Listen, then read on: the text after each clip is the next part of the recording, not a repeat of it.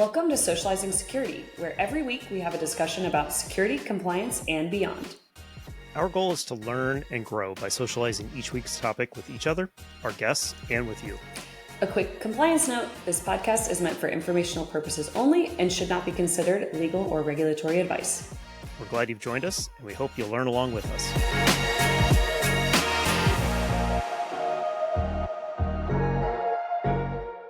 And we're back with another episode of Socializing Security. Milou, I clicked the go live button on this one, so we're actually streaming on YouTube for this one. So we'll see what happens. I didn't announce it to anybody. We just decided a few minutes ago. Most of you will hear this as a recording. Yeah, why not? I mean, we went live last Friday, though, didn't we? We did. Do we know if the live feed was actually successful on LinkedIn? No, I don't think that ever worked. We tried to. Yeah, it was a nice to have, and when push came to shove, nice to have had to go out the door. So, but we do hope to do more of that kind of stuff. I think we learned a lot of lessons on the back end of things on how to do things a little bit better, maybe a little bit simpler.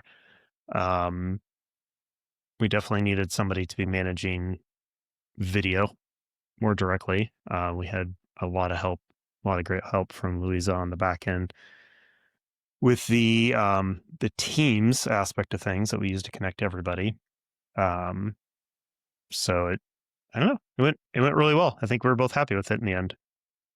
Yeah, I think so. I think my main takeaway was we came up with a lot of incredible content. I think I did have some really great feedback from folks that were attending. Were able to kind of check out that they were really enjoyed the conference that we had and what we set up for the RSA Conference, and they loved the different speakers we had arranged and the different topics. So I think the format was awesome. I'm really proud of both of us. I think it was definitely time intensive, and it was also just tiring. So I know I felt like I needed days of sleep afterwards. So I swear I'm still recovering now, but I'm looking back to a really big success for our first kind of in-person thing where you and I were able to test what that was going to be like. And again, I'm so grateful for everybody that volunteered their time, because it was so nice to see everybody was so willing to just get on the phone with us and talk about some really important things.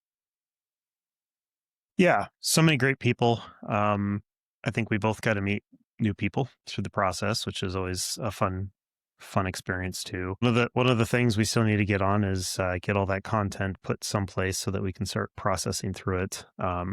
Probably won't do a ton of editing. I think the biggest question really becomes is, where do we have the best quality audio? Where do you have the best quality video that we can use? And, really how much editing we really want to do with that. I know I just captured the Teams stream and it's rough. But it sounds good.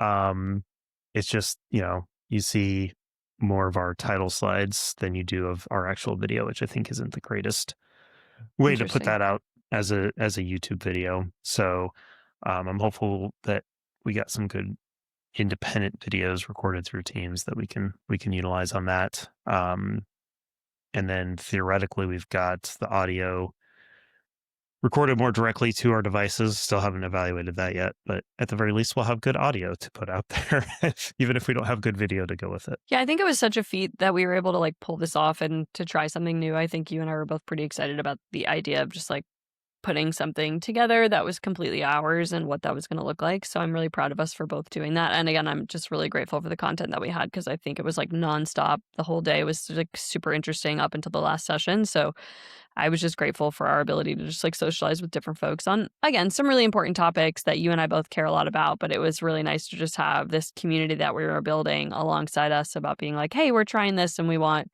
your participation. I was also pleasantly surprised by how well it went with this being a hybrid event, with being both in person and having folks virtually. I was nervous that was not going to go as well as it did. So I was grateful that the tech was able to support that vision as well. Yeah, hybrid events are definitely the worst because you have to do both the online and the in-person.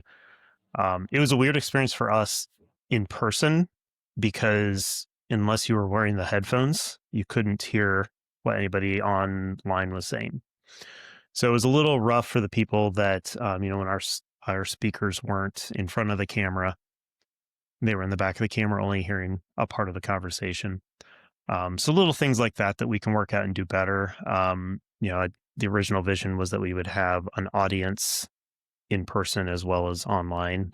We pulled back from that, and I'm kind of glad we did, because it wouldn't have been the greatest experience for them without Yeah, that would have been hard to potential. do the audio.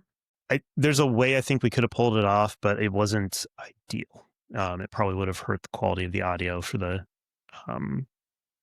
recording of the people that were there.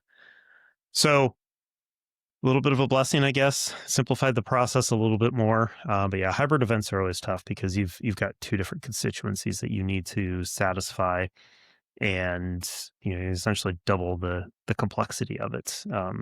So yeah, it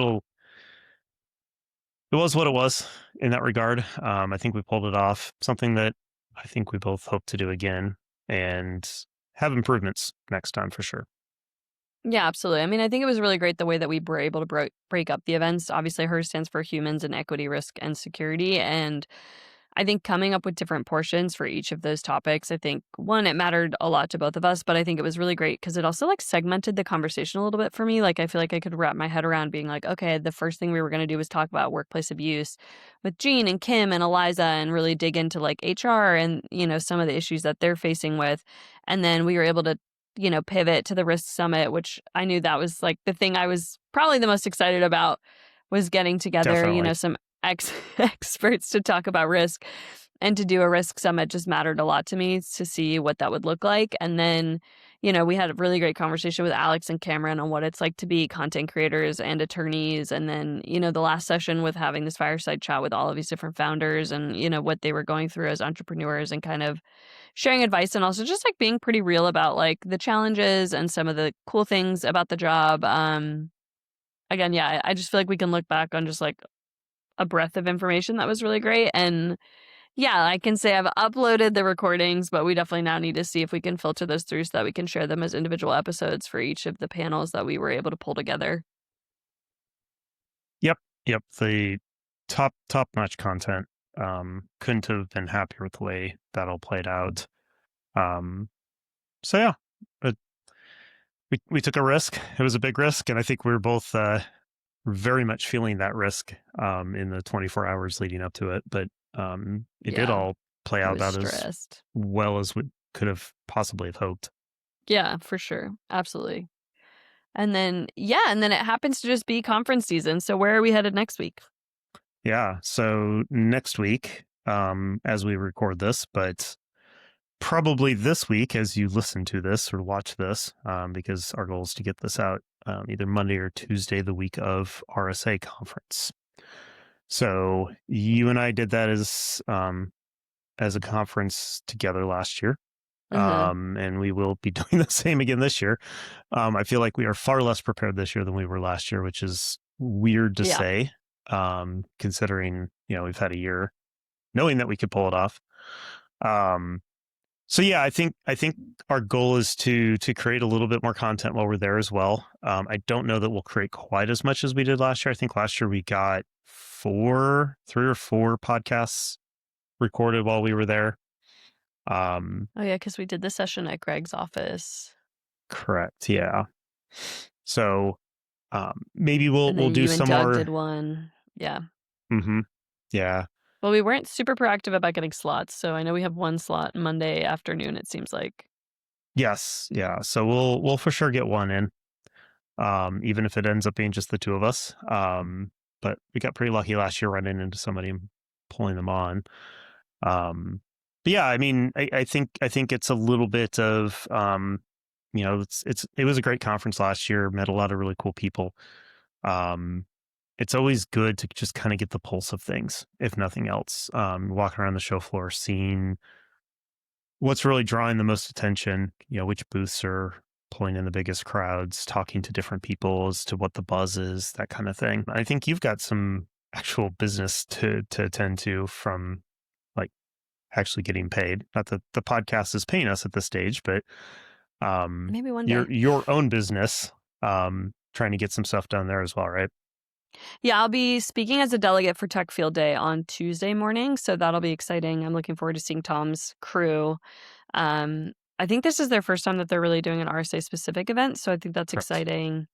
I think they have, I think it's Commvault is the session that I'll be listening to and like participating in on Tuesday. So I think they have 3 different sponsors. Veeam is one of them, Commvault, and then I want to say it's Object Object First. First. Yeah, Yep. is the other one.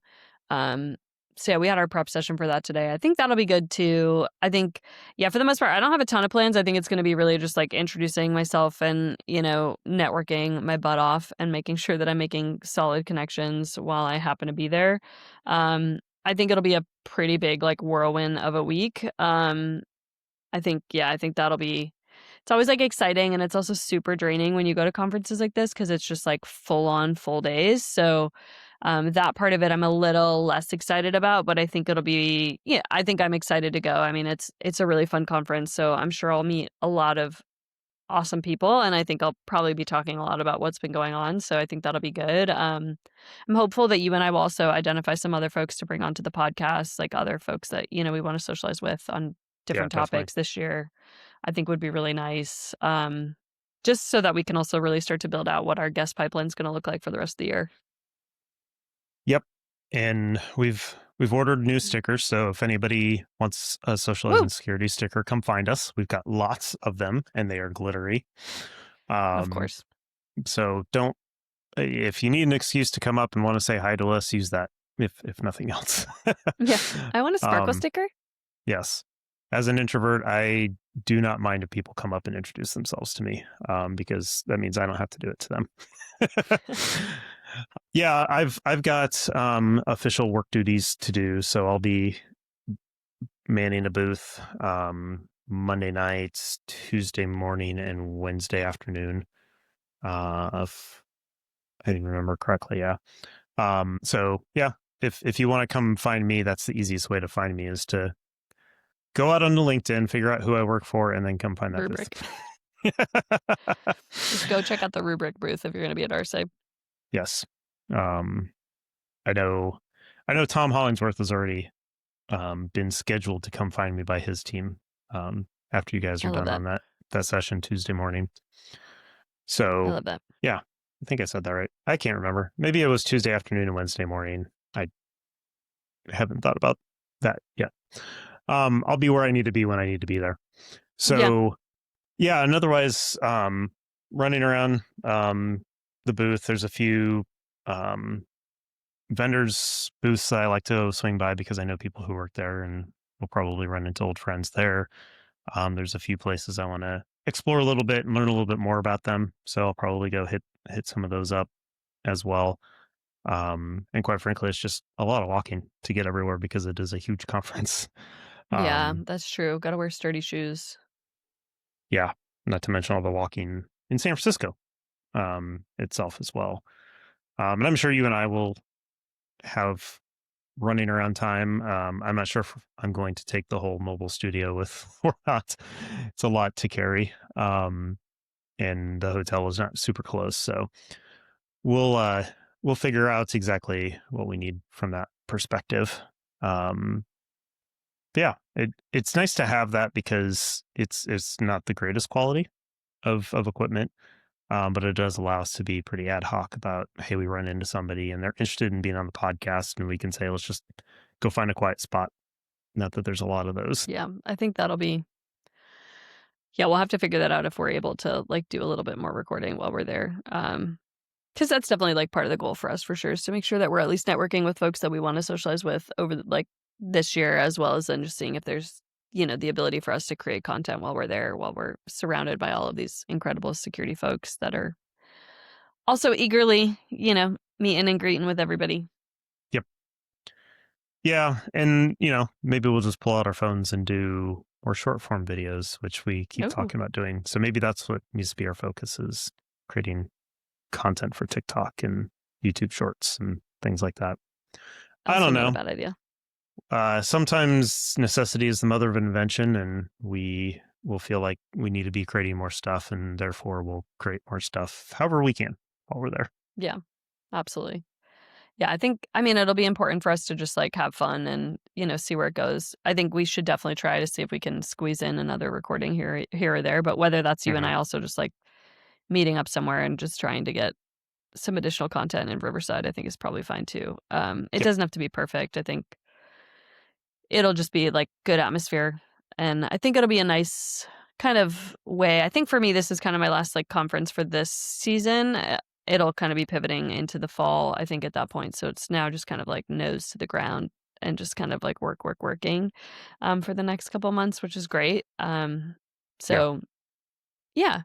No, also, does your like travel schedule like swing down a little bit after this? Because you've I've been got on a crazy trek. Yeah, I've got one more trip that'll be a couple weeks after RSA, and then things slow down for a few weeks until mid-May. Things will pick up again until kind of through June, and then hopefully then the summer can be pretty quiet, and we'll see what the second half of the year has to bring, because nobody's thinking past that horizon at this point. We've got a lot to get through before then. So, and that is all day job travel type stuff. So yeah, not a lot of opportunity for the two of us to do much in person, but I think we kind of will have had a lot of that already by the end of next week. So Yeah, that's too all true. good. I work here all the time, and so the opportunity to go to conferences is my opportunity to really talk to people, that actual practitioners, actual leaders at companies, and not just my own coworkers, where, sometimes we end up in our own little bubble and try to convince ourselves that we know what's going on outside that bubble, when in reality we need to talk to people outside that bubble sometimes. And that's what I do enjoy about that. Yeah, for sure. I think when you're thinking about going to a conference for the first time, for me, it's always just like kind of coming up with, my goal is to just like be thoughtful about who I'm spending time with and not stressing out too much that I'm not, getting hundreds of business cards and all that stuff. For me, I'm trying to just like find thoughtful connection and just like meet with a couple people while I'm there and walk away with just like good conversation. I think I don't go with a particular agenda in mind or anything like that. I just kind of want to see how it goes. And so, yeah, again, I'm excited about it. I think it'll be a good one. San Francisco is always like a fun vibe.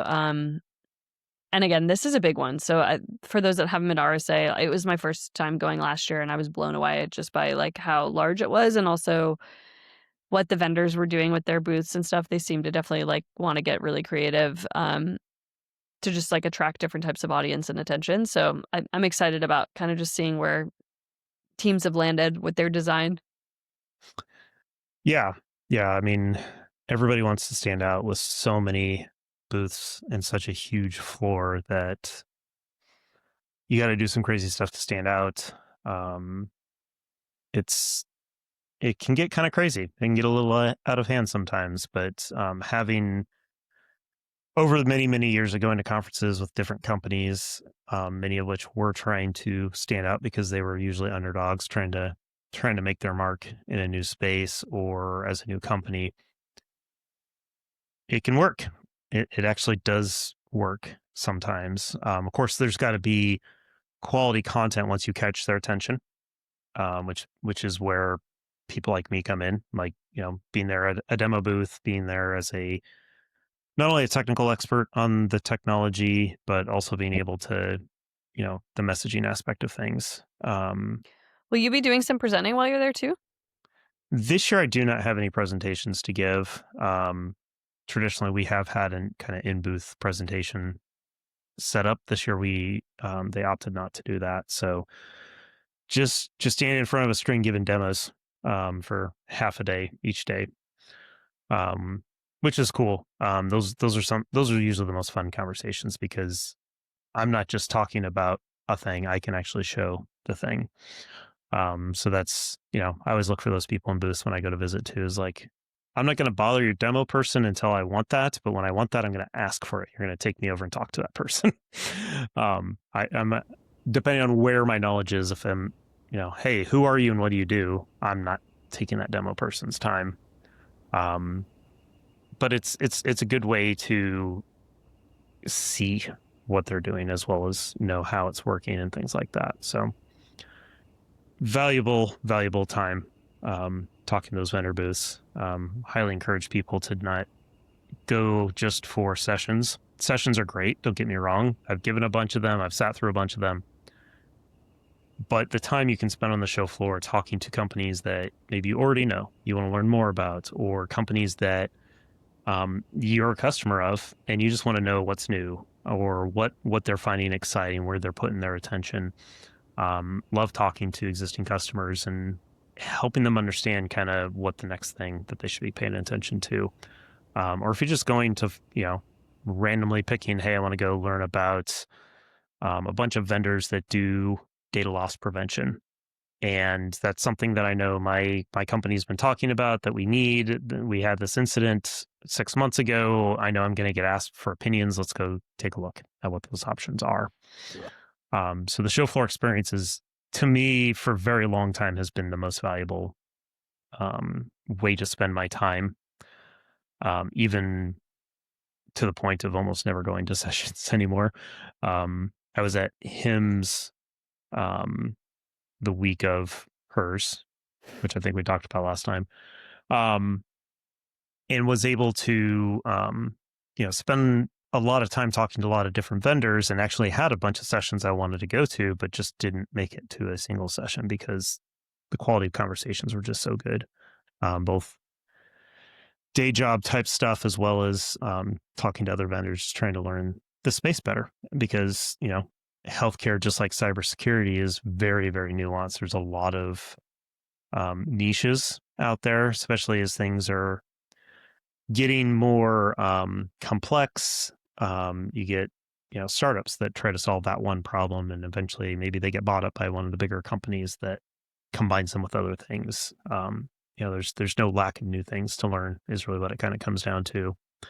And of course, at HIMSS, everything that has to do with cybersecurity is going on there as well. It's a good use of time for me, despite all of the travel that it causes me. And for some reason, all of my conferences end up in the first half of the year. So it ends up being 6-7 different trips in a 6-month period, which is exhausting. It is absolutely exhausting. For sure. It's definitely really tiring. Any Cool. tips that you have for first-time attendees for RSA? For Besides good RSA, walking shoes? Yeah, good walking shoes is number one with any conference. This will be my third RSA. The first time I was just kind of just walking around, looking, trying to absorb it all. The second time was a full-on trip to it, including booth duty. I'm not yet really pinned down the community, and the way that I've kind of noticed it is it's a lot of smaller communities that have come together over the years. My main conference I've gone to over the years was VMware's conference, VMworld. And that was a community that kind of built up online and then very quickly happened at the conference itself.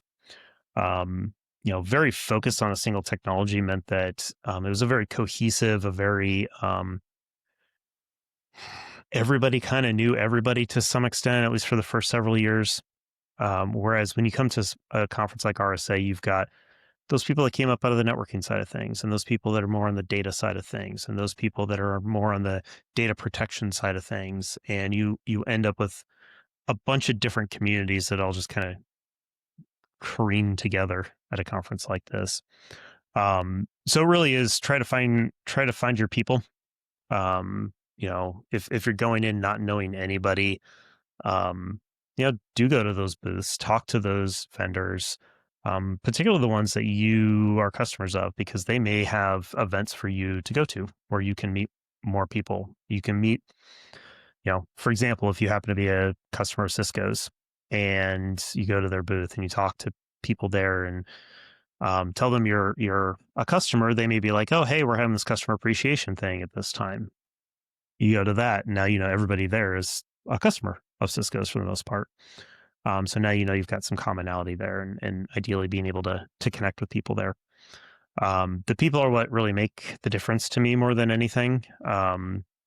So yeah, spend time on the show floor. Don't make it all just about sessions. Depending on where you are in your learning path, where you are in what you want to learn. Like you said, I always usually go in with goals, and depends on the show. For RSA, I kind of talked about, one of my goals is just learning some specific vendors.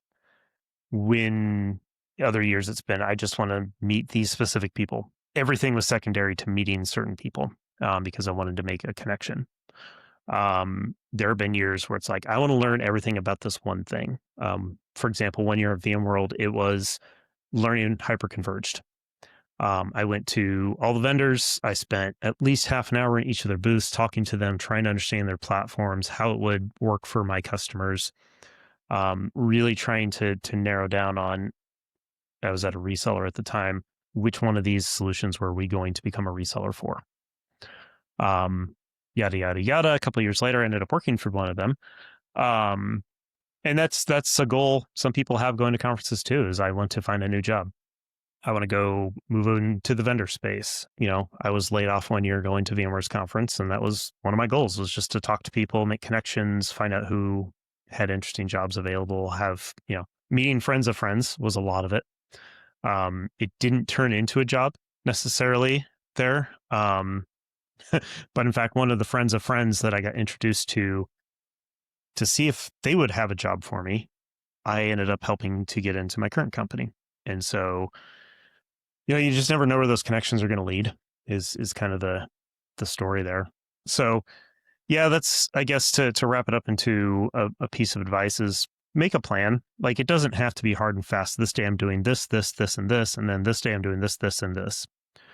But have certain things like, okay, overall my goal is to do these things. And every day I'm going to think about how I can fit those things in there. You may have certain meetings that you have to go to. You may have certain, recording schedules that we've defined. You work around those things, but don't fill your calendar with that.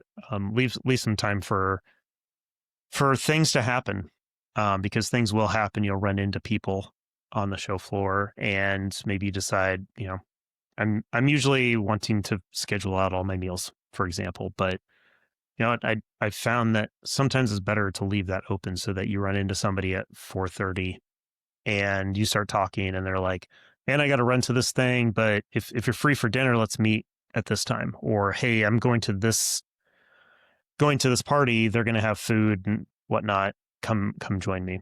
So yeah, keep it loose. Somewhat go with the flow, but do have goals. Like, it doesn't make sense if you don't have goals. It's a lot of time and money to commit to something without having some specific goal to come out of it. That was all very generic. But and have fun. But yeah, leave room for fun for sure.